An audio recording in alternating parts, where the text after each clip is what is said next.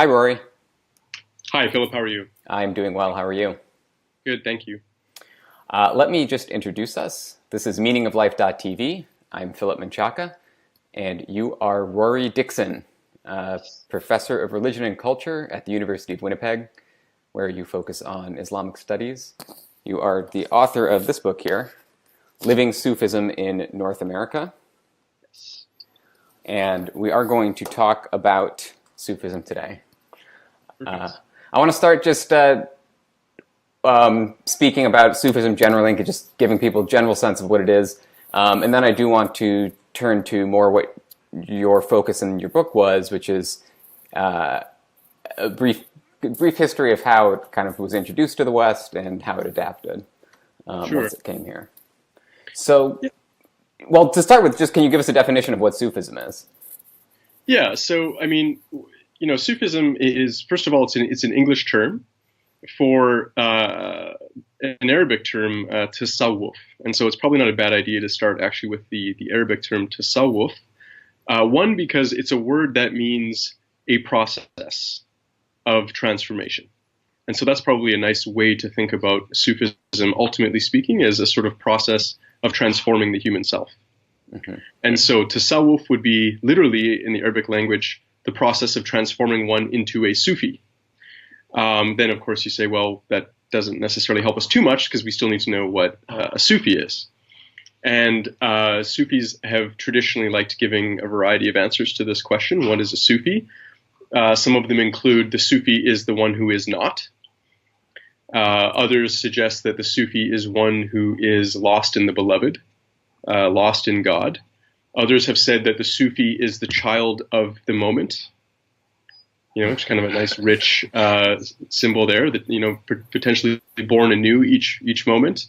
So there's a number of these terms that Sufis have come up with, but historically, if we want to know what Sufism is, and I think this is helpful to think about it this way, Sufism is a specialization. Historically, it's been a specialization within the Islamic tradition that focuses on certain aspects of the religious life.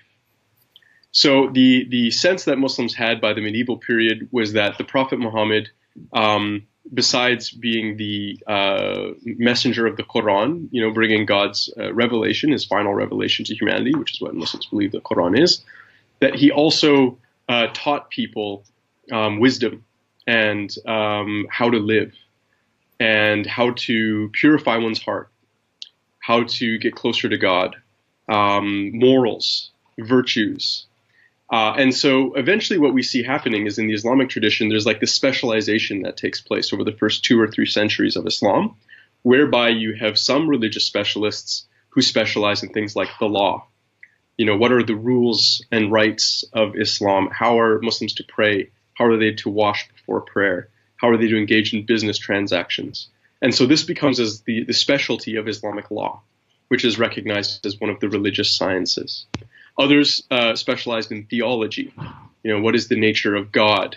How do you deal with questions of God's existence or non-existence? Or what are the relationships between God's attributes and his essence? These are sort of theological questions. So you had the scholars of the law, you had theologians, and you also had Sufis. And Sufis were people who specialized in questions like, what are the virtues? How do I live the virtues? How do I purify my heart? How do I know that when I'm praying or I'm giving charity, I'm not being a hypocrite? I'm not doing it for show. So this idea of, we might say, the internal aspect of the religion, what is the state of your heart and your intention and your spirituality? The Sufis tended to focus on that. Okay. And so is the idea that it's, well, is it fair to call it a mystical tradition? I think it's a common way of describing it. Focus, as you said, focusing on inward aspects and direct kind of personal connection with God, correct? Absolutely. I mean, I think there are probably 3 terms that we could use to help listeners kind of get a handle on it. It would be either the mysticism, the esoteric path, the contemplative path within Islam historically. Mm-hmm. Right? So I think that's a fair way to think about it. A path that focuses on developing the virtues, transforming the self, elevating the self. And I think this is also really key in the mystical vein. Sufis claimed to offer Muslims practices that would lead to a direct encounter with God, a direct experience of God. So Sufis really emphasize that, look, you can read about God in books and you can learn about God from teachers, but if you really want to know, they said God is something like an orange. Mm-hmm. They wouldn't actually have put it exactly like that, but if you really want to know an orange, you might say, you can read all about oranges, you can study them, but there's something really special about knowing an orange through tasting it. That there's a sort of an immediate kind of knowing something really important about the orange when you taste it. And so Sufis said the same thing about God, that there's a really important kind of knowledge that you get from tasting or experiencing God. And so that was one of the things that they offered that they felt was different from other paths within Islam. And what are some of the practices that Sufis engage in to get to that direct experience? Yeah, so Sufis have developed really quite a range of practices. This is one of the interesting things about the Sufi tradition, is it took root in a whole variety of cultures and developed all of these different practices. One of the most common is something called dhikr Allah, which means the remembrance of God. And so this is something that involves usually chanting the names of God. This can be done sometimes silently, so silently chanting the names of God, sometimes with prayer beads, sometimes in groups of people. And the idea is that the heart begins to remember God and that this is done constantly. For some Sufis, there would certainly be the sense of trying to remember God in each moment. In this particular aspect of the practice, there are the names of God, the beloved, the powerful, the one who raises up, the healer, the merciful, and different names are invoked for different needs. So that's certainly an important part. Another practice was spiritual retreat. So taking, let's say, 40 days to a retreat cell where one focuses on the remembrance of God constantly. Let's say 8 hours a day or something for that 40-day retreat. Fasting is something that Sufis have engaged in frequently. Also music. Music has been used as a means of meditation. We see this with what are known as the whirling dervishes, right, which are members of the Mevlevi Sufi order, and they use a sort of dynamic meditation accompanied by Turkish classical music, and it's also meant to sort of elevate consciousness, elevate one's awareness towards God. Okay, and one person that one Sufi that a lot of people have probably heard of is Rumi, a Sufi poet, very famous, and he's not the only Sufi poet. How do Sufis tend to talk about that experience of what it's like to achieve some kind of union with God, that direct experience of God? Are there particular ways that it gets described, or do they tend not to describe it? Well, both. Actually, both. I think that's right in both cases. I mean, Sufis certainly attempt to describe it. Most will say that the only real way of communicating it is silence. That there's even sayings like Sufism is really only found in silence. Within almost all mystical traditions, you get a sense of the inadequacy or the inability of language to capture things like mystical experience, and certainly Sufis have held that as well. Some of the language that they do use, however, is love, so the language of love, that the spiritual path is a path of love, of sort of falling for God, and then eventually losing oneself in God. Falling in love with God to such a degree that one forgets oneself completely. So one of the words that they've used is fana, which means the annihilation. So the utter annihilation of the self in God, so that one doesn't remain, one loses any sense of self, and is just sort of lost in the presence of God. So that would certainly be some of the language that Sufis have used. Yeah, it's funny how a lot of mystical or, I guess broadly speaking, mystical traditions tend to describe this experience in the same way. You hear, like in Buddhism or Hinduism, you hear things about losing the self. That's right. Losing that conception. Now, has there been historically tension between Sufis and more orthodox Islam? I know sometimes mystics can have a bad time of things. The Gnostics, for instance, in Christianity, Hmm. Were kicked out of at that time it wasn't exactly the Christian church when that happened, but Right. they were expelled. Did you see similar things throughout Islamic history? Yeah. So there's a really interesting tension and harmony between Sufis and what we might call the Orthodox establishment, largely represented by the jurists and the theologians. So the scholars of the law and the theologians. And this is a really important point. It's something that in one of the first chapters of my book, I took some time to look at what precisely is the relationship between Sufism and Islamic orthodoxy. And I think the really important takeaway from this is that Sufis have related with the Orthodox establishment in a variety of ways. Right? If you hear somebody trying to characterize it as one sort of relationship, I think that's wrong. I think that we want to appreciate that there's been a variety of relationships. I'll just describe it very briefly. Initially, Sufis emerged in some controversy. Some of the theologians and jurists were concerned about them violating the transcendence of God. So if God is far above us, the absolute, how could you relate to God as a lover?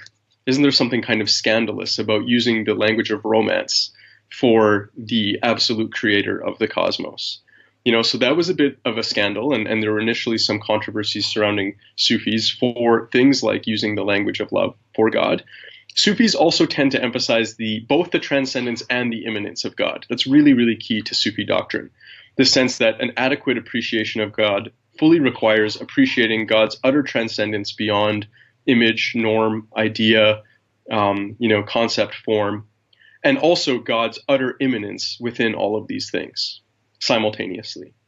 So that also proved somewhat controversial because that emphasis on immanence, traditionally monotheism has some nervousness about emphasizing the immanence of the sacred too much, leading to a sort of sacralizing the material or sacralizing humans or places or anything like that. So that was something of an issue. Now, what we should say, though, is by about the 12th century, 13th century, Sufis had largely successfully articulated their path as being an integral part of Orthodox Islam. You have people like Al-Ghazali, for instance, one of the most famous of the Muslim scholars historically, who had sort of mastered theology and jurisprudence and then felt like something was missing and went on this spiritual quest and ultimately found the path of the Sufis. And he came back and he wrote a book where he said the law needs Sufism and Sufism needs the law. That, the rituals and the rules of Islam are meaningless unless they have an inward heart, an inward spirituality, but that inward spirituality needs grounding in outward form. And so he said that's really the synthesis that he believed Muhammad taught. He believed that Muhammad taught an outward path of morals and rituals and an inward path of spirituality. And that was largely convincing for Muslims, actually. Islam historically has been profoundly hospitable to mysticism. And we see this with the widespread flourishing of Sufi orders in places like Ottoman Turkey, in South Asia, in Africa, in Southeast Asia, in North Africa. Sufi orders proliferated. And for centuries and centuries were seen as being an integral part of a holistic Islamic tradition. And you really have a widespread history of sultans, building Sufi lodges and paying for the practice of Sufism in many respects. And many jurists were Sufis during this medieval period. You had many jurists who believed you had to do both. That changed, though. The past couple hundred years, there's been a real shift. There's been a sort of a suspicion of Sufism and a number of movements that are very anti-Sufi. And so Sufism's sort of comfortable place within the Islamic Orthodox paradigm has really shifted, and it is in many cases being pushed to the margins now. Yeah, you do hear about Sufi shrines being destroyed, especially since ISIS has in particular has gone about destroying a lot of Sufi shrines in the areas that they've controlled.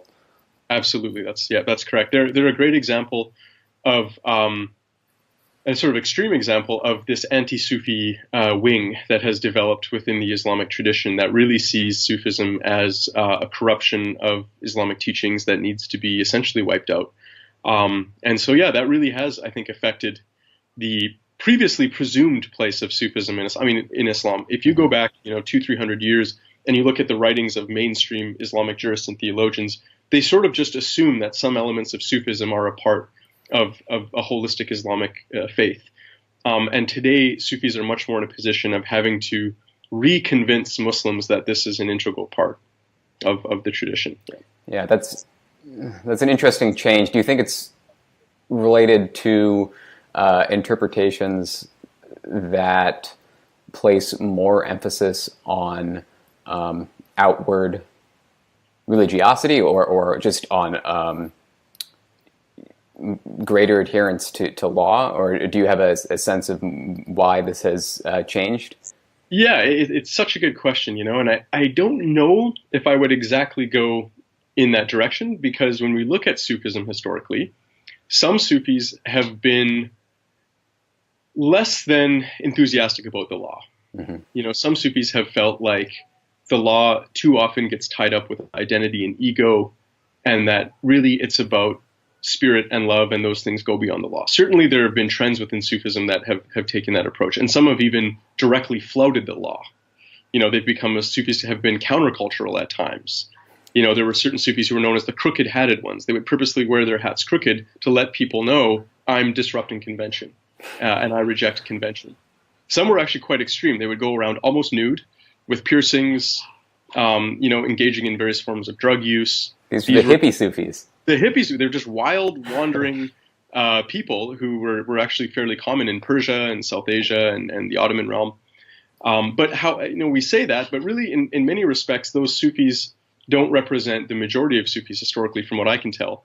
Actually, what you found in many cases was Sufis who believed that a scrupulous adherence to the outward norms and rules and rituals of Islam was an integral part of the Sufi path. And so you'll find some Sufis who would say, if your beard isn't exactly the length of Muhammad's, go home and, come back when it is. If it's too long, cut it. And if it's too short, grow it out a bit more, and then come back and spend time with us. They took very seriously the idea that Muslims should be scrupulously following the path of Muhammad and following the law. In some cases, even more than most Muslims. They would say, even if you think something approaches being forbidden, stay away from it. So don't just avoid the forbidden, avoid what is even near the forbidden. So it's not that Sufis haven't had that approach. I think part of the anti-Sufi movement, one is this sense of the immanence of God being a threat to monotheism, or the immanence of the sacred compromising pure monotheism. So many of the Muslim reform movements, they're like Protestant movements in a sense.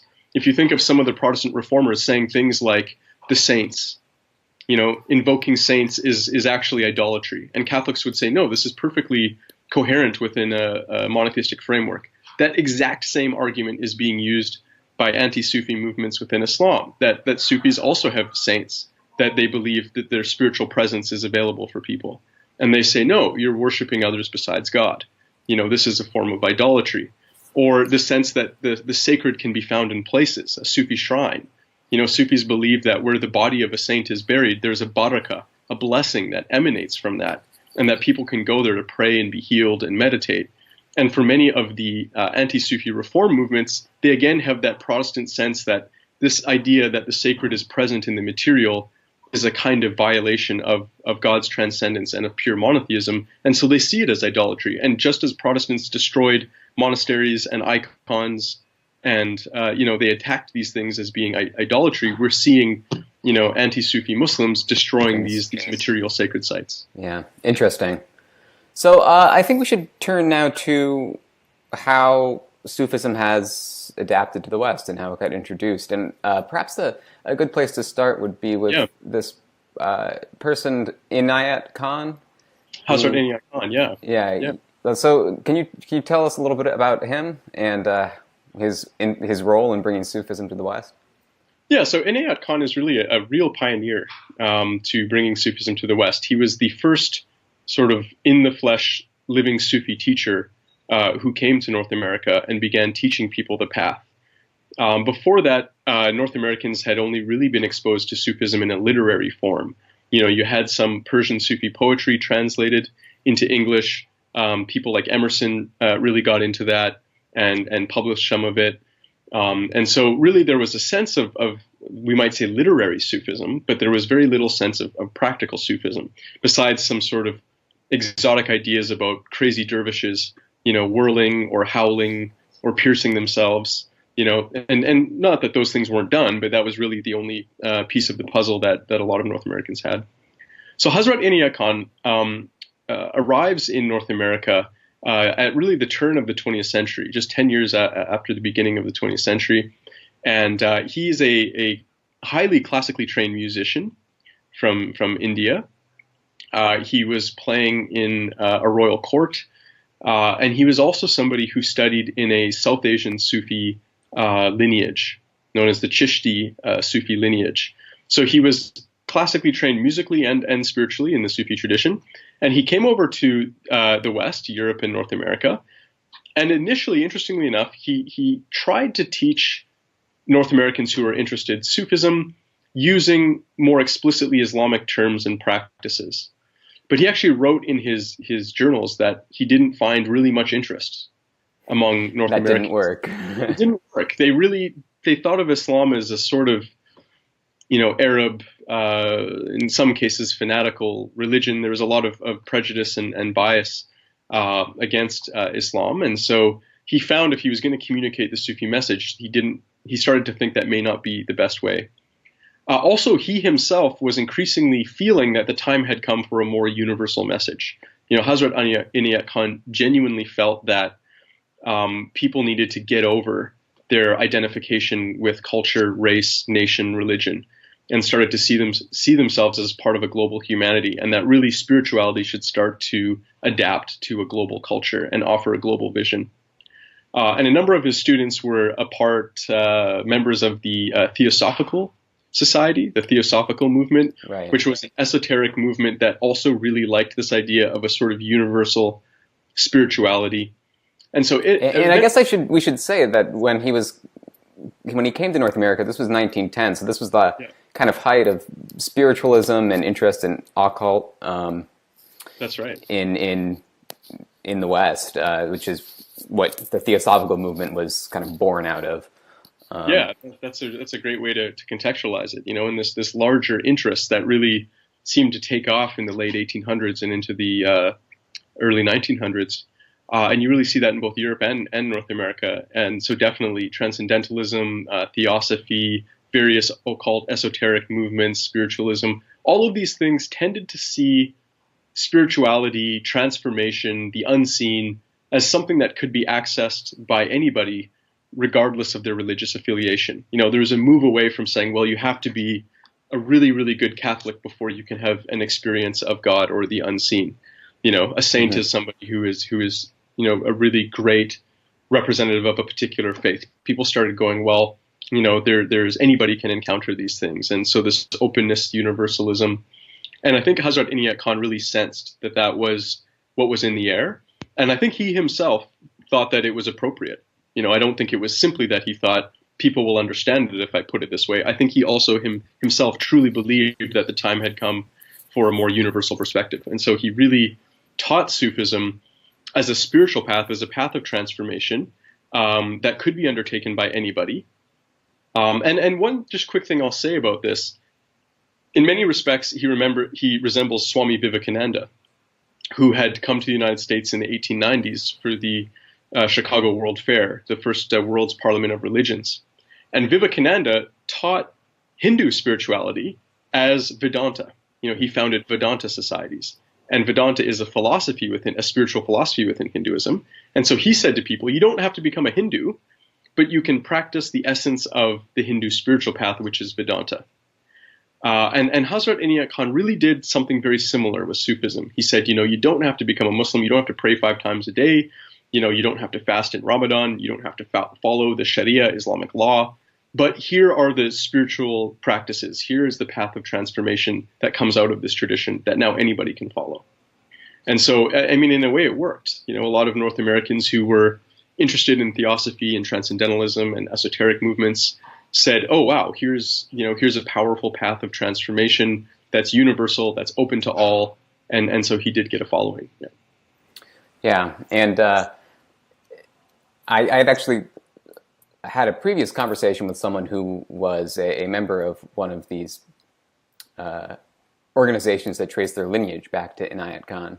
Okay. And in that you got a real sense that there is this universal aspect. I remember her saying that in their practice, there were nods to Buddhism and Hinduism and Christianity, and it almost, it was this all-encompassing kind of no one particular religion has a lock on the truth, kind of perennial view of what spirituality should be. And I think that's a really important point, and I would just probably add that there is a sense in which that universalism does arise out of Islam. This is a connection that isn't always made, that the Islamic tradition has fairly profound resources for universalism built into it. And this goes back to the Quran, right? The Quran describes Moses and Jesus and Noah and Abraham as Muslims, as those who submit themselves to God. And he describes what they teach as Islam. Mm-hmm. So in this sense, the whole history of revelation in humanity, according to the Quran, can be called Islam, and Muslims believe that it's valid, that Jesus brought a valid spiritual path. And the Quran also says there are others that aren't mentioned in this book that have been sent to humanity. So there is actually a Quranic basis for going, well, all of these religions are valid revelations from God. We might say earlier versions of Islam. Now, the question partly becomes, right, Islam in this universal sense. We might say small I Islam as being in a state of guidance or submission to God or something like that. The difference becomes when people, I think, who follow Hazrat Inayat Khan say, you can still follow all of these different paths and they're all still totally valid. That they're, and really maybe even that we should go beyond all of these paths and we should start to, develop something a bit more universal. Other Sufis will say that the path of Muhammad and the law that he brought and the virtues and the morals that he taught and the practices, the 5 times daily prayer, the fasting, the pilgrimage, all of these things are like the most updated version of small I Islam, and is now the one that God wants people to follow and is now going to be the most effective spiritual path. So you do certainly have a difference among Sufis between what we might call more of a perennialism, universalism, and more of a sense even of acknowledging previous revelations and forms, but saying really the Islamic form is the one that people should follow. So there is that difference there. That's interesting. It reminds me of this one part in your book where you recount this conversation with a Sufi who talks about interacting with with scientists or people who say they're atheist. Yeah. And he says they're Muslim. Actually, I'll just read. Yeah, I can find it here. Read that quote. He said he met interesting Americans. Many call themselves atheists, but he thinks they're Muslims. He said American scientists, for example, who love truth. They love Allah because Allah is al-Haq. Allah is truth. Even though they've labeled themselves incorrectly, they're still Muslims. They're still religious people. Yeah. So that brings me to another question I have, and something I wanted to raise, which is, do you see Sufism, when it came to the West, adopting certain Western norms? And I'm thinking in new religions that you often see arising in the U.S., for instance, they adopt the language of science and say things like, oh, this is like a scientific spirituality. Do you see similar sorts of things when Sufism came to the West?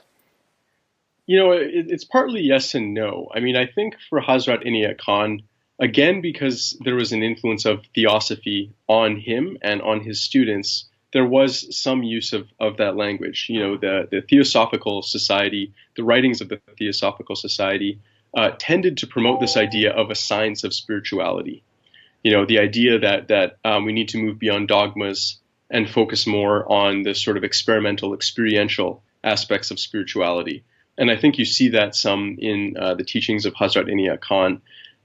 Other Sufis, René Guénon, for instance, who is a French esoteric thinker, philosopher, who himself eventually was initiated into a Sufi order, a North African Sufi order. He eventually moved to Egypt, where he settled and lived his life as a sort of Muslim in Cairo. And René Guénon was somebody who taught Sufism more as an Islamic, specifically Islamic practice, and he was also someone who was known as a traditionalist. And so in this sense, he actually felt like there were a lot of mistakes in modern science, basically in materialism. He felt like modern science was a very materialistic philosophy, kind of to touch on your mentioning, the mind, body, brain, consciousness, right? This is partly at the heart of that debate. What's really real? Is only material real, or is consciousness fundamentally real as well? And so for Guénon, he believed that modern science tended towards materialism, and so he actually created a trend within Sufism that tends to be something of a reaction against that tends to see the dangers and limitations of modern science and actually really prefers medieval cosmologies as offering a more holistic, spiritual sense of the universe.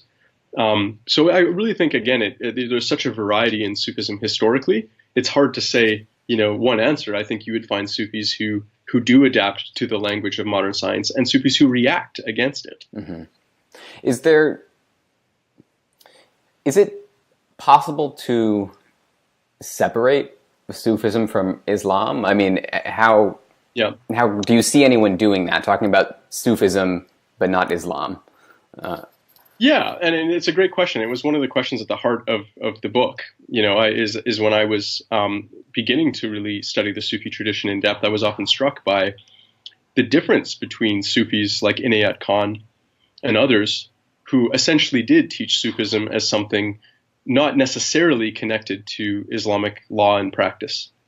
And then reading the works of other Sufis and hearing about other Sufi orders where there was a sense of the absolute necessity. It's for many it would be like saying, can you be a Benedictine or a Jesuit and yet not be Christian? They would say, well, no, I mean, the one presumes the other. A Benedictine or a Jesuit is a sort of Christian. And for many Sufis, that's precisely their understanding of Sufism, is it's a emphasis within Islam, or it's a particular approach to Islam, but it absolutely necessitates Islam.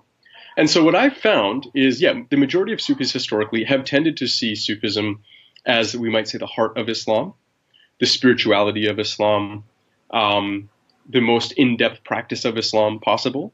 Many Sufis really see themselves as being representing an ideal of Islamic devotion. However, and this is an important however that I argue in the book, although we do want to keep that in mind, and we need to keep that in mind, that the majority of Sufis will see themselves as devout Muslims, and historically that's been the case. There have been very interesting exceptions to that I think we also need to keep in mind and not negate. And that comes into play when we find the Sufi tradition being transmitted to non-Muslims. Mm. And the important thing to keep in mind here is that Sufism is based on a chain of transmission, much like everything in the Islamic tradition. Traditionally, if you studied Islamic law, you needed to have a chain of transmission of teachers going back to Muhammad. If you learn to recite the Quran, you have to have a chain of transmission going back to Muhammad of how to recite the Quran properly. And Sufism was no different. There was a sense that if you were representing the Sufi tradition, you needed some lineage that they called a silsila in Arabic, which means literally just like a chain of transmission going back to Muhammad. And so what you find historically is at some junctures, Sufi teachers have said, it's time now for us to transmit this chain of spiritual teachings to non-Muslims. And in India, we saw this. Muslim Sufi masters made a conscientious choice to tell Hindus, you know what, you don't have to convert to Islam. You can stay Hindu, and we're going to teach you the fullness of this spiritual path. And so one of the traditions I found was a British Sufi teacher now living in the United States, Llewellyn Vaughan-Lee, who said, look, we're a Naqshbandi Sufi order, which traditionally was very focused on Islamic law. Naqshbandis historically have been among the most orthodox of the Sufis. But some Naqshbandi Sufis in India, a century or so back, said, we're going to teach this to Hindus. And so Llewellyn Vaughan-Lee comes out of a Hindu lineage of Naqshbandi teaching, which is kind of surprising. If you see the big picture, you know that that's surprising, but it is not unique. There are other cases of that, and I think it's really important that we acknowledge that Sufi teachers have made decisions about how to transmit it that mean that you have Hindu Sufism, that you have non-Islamic Sufism. Now, that doesn't mean that it's unconnected to Muhammad. They still see their lineages going back to Muhammad. They would still look to the early Islamic Sufi sources as guidance, but they don't necessarily believe that you have to adopt a Muslim identity and lifestyle to practice the spiritual teachings of Sufism. That's very interesting. Well, I think we should probably wrap up. Sure. This has been great. I think we've given people a good sense of what Sufism, is in broad sketches here. Great. Well, I'm happy to hear it. Thank you for inviting me to share on a subject that I think is really interesting. So, yeah, thank you. Yeah, thank you very much. Okay, take care. Bye.